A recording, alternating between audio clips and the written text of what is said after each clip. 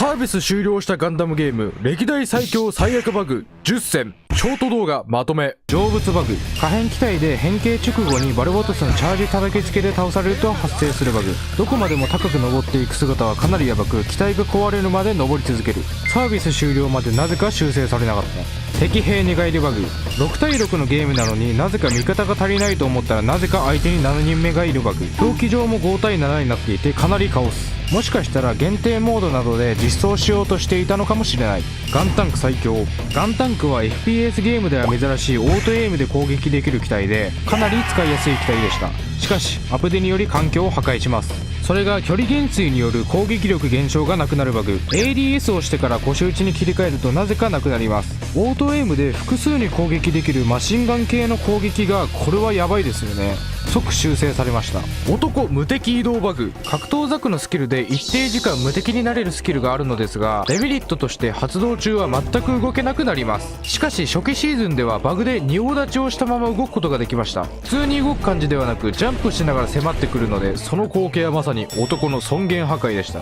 このバグは最初こそただのバグとして広まりましたが後に故意的にやる方法が拡散され大量のジャンピング格ザクが発生。バグから始まりそれを悪用するユーザーが増えてバグというよりはグリッチに進化しました。画面宇宙バグ、敵に倒されると一定時間経過で復活することができますがその時間を過ぎても画面が真っ暗で復帰が遅れるバグ。クラッシュが頻発するガンエボではクラッシュとの判別が難しく復帰できるまではドキドキハラハラ。シーズン1からサービス終了まで全く修正されず負けそうな時などにこの状態になるとかなり焦ってしまいました。空中浮遊バグ、パート1で紹介した成仏バグとは違い生きたまま空中浮遊するバグ。空中に浮かび上がってしまったら最後倒されるか自分から禁止エリアに行って自害するしかなく攻撃などはすることはできますがエリアなどには一切関与できなくなります。初期シーズンで多発していましたがシーズン2以降はほとんど遭遇しなくなりました。伊達じゃないバグの数。ニューガンダムはシーズン2で実装され人気度の高さから使用者も多かったのですが実装されたシーズン2ではバグまみれでした。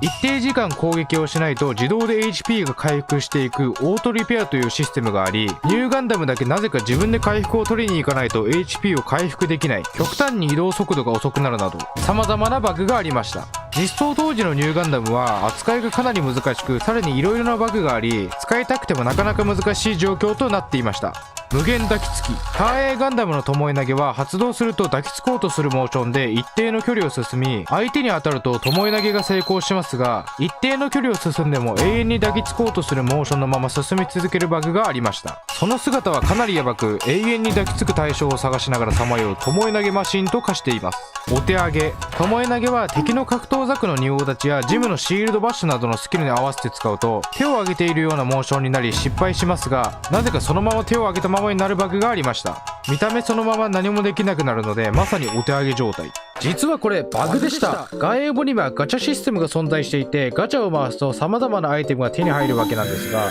シーズン1の時にはなんとガチャの演出が今とは異なっていました。シーズン1の時にはレア度がコモンの時の色すなわち灰色の演出しか存在しませんでした。シーズン1の最も人がいたい時代にその仕様だったためほとんどの人があまり面白みがない仕様だなぁと感じていたことでしょう。後にシーズン1のアップデートでバグだということが判明して修正されてレア度によって演出が変わるようになりました。ということでガチャいきます。